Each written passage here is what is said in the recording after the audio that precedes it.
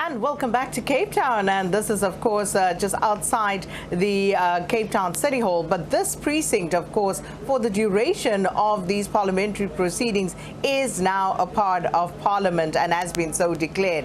So we are going to have a full sitting this year. And this, of course, after the advent of COVID-19 and the pandemic had ensured that we didn't have all members of Parliament present in the same place. But this year it is going to be different, expecting at least 500 people to be seated on the floor of the City Hall this evening, and then some other guests as well in the gallery. Well, joining me now to discuss some of these proceedings that will be taking place later on here today are our analysts who will be speaking to us throughout the day. We have Dick Forsland and, of course, Asana Ngwasheng. Thanks so much to both of you for stopping by. So the 7th SONA for President Cyril Ramaphosa this evening, but since 2018, the 6 that have gone before.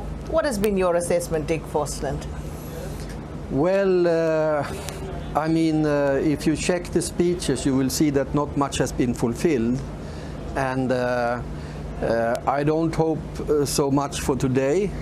I just hope that President Cyril Ramaphosa doesn't speak again about a smart city, but that he focus on repairing and fixing and maintaining all the broken towns, townships and cities, the failing infrastructure.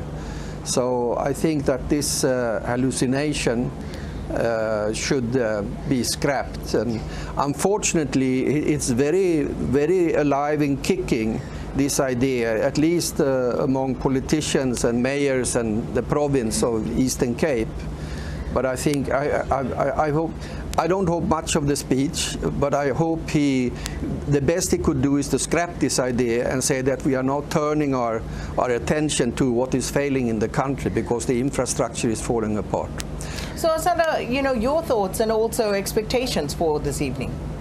Well, I mean, the first thing that I've been thinking a lot about is a lot of people have been saying that we shouldn't have SONA, and I actually spent some time thinking about that. And I was just thinking now, as you mentioned, that there's 500 people. That's 500 people who need accommodation, who need food, and all of that. And so I don't know if it's worth the purported 8 billion that was spent for SONA.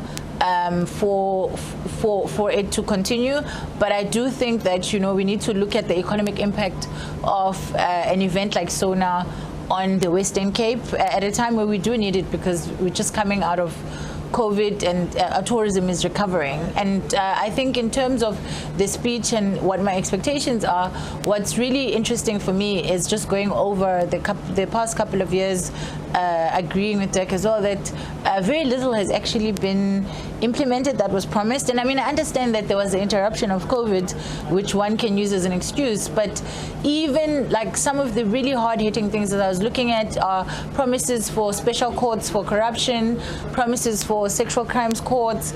Like, some of these things have been partially implemented but not fully implemented. Promises to deliver an energy solution.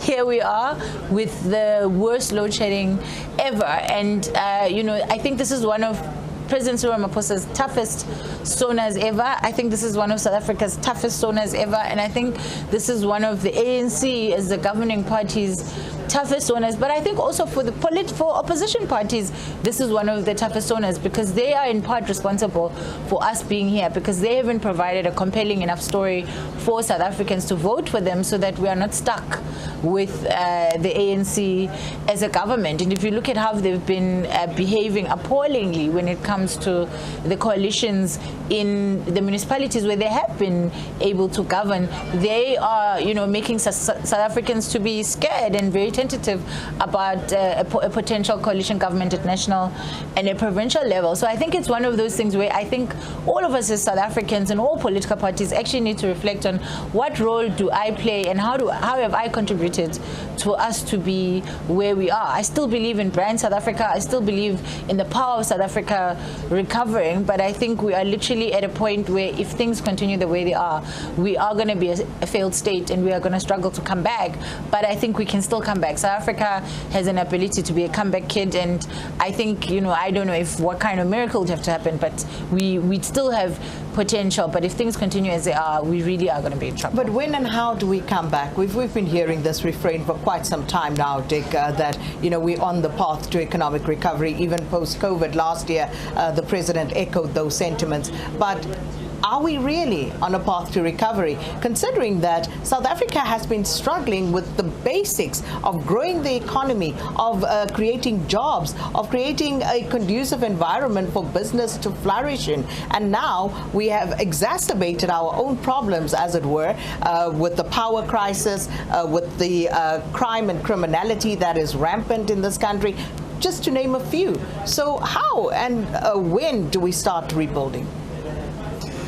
Well, I think one must realize that one basis for the SONA speech, whatever the president is saying tonight, is the fiscal policy and the treasury, sort of what funding is provided for this and that, and what is the resources for the state to provide, for example, support to small and middle-sized businesses and whatever. And there, as you know, we are on a trajectory of extremely harsh austerity. And it was confirmed again in the midterm budget speech.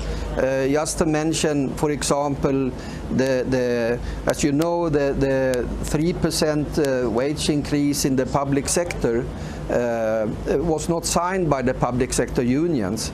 If you look at the midterm budget now, you will see that the budget allocation in the midterm budget, and then it's coming up now in the budget speech on the 22nd of February, there the so-called public sector wage bill, or the sort of the total cost for employees in the public sector, teacher, nurses, administration, whatever, it is budgeted for this year at an increase of 1%. So the public sector unions who didn't sign the deal now 3% wage increase for the past year, they are in a even sort of more dire situation in these negotiations, and the reason is the austerity policy of the government.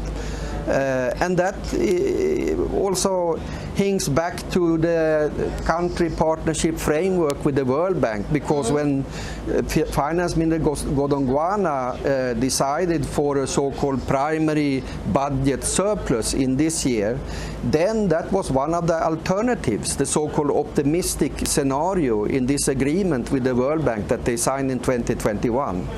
So there's really a case for stopping austerity. I mean, that is, and you have also the public sector when it comes to teachers and nurses. You have the officially recognized lack of 39,000 nurses and health staff personnel.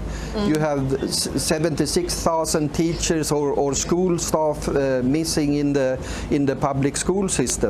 So how do you sort of how do you deal with such a situation when the trajectory of austerity is just coming on? It's a basis of the SONA speech, and I'm afraid that President Ramaphosa will not mention this, or sort of taking our attention away from this. But my focus is not so much the SONA speech. I wonder what Finance Minister Godongwana will say in 2 weeks from now.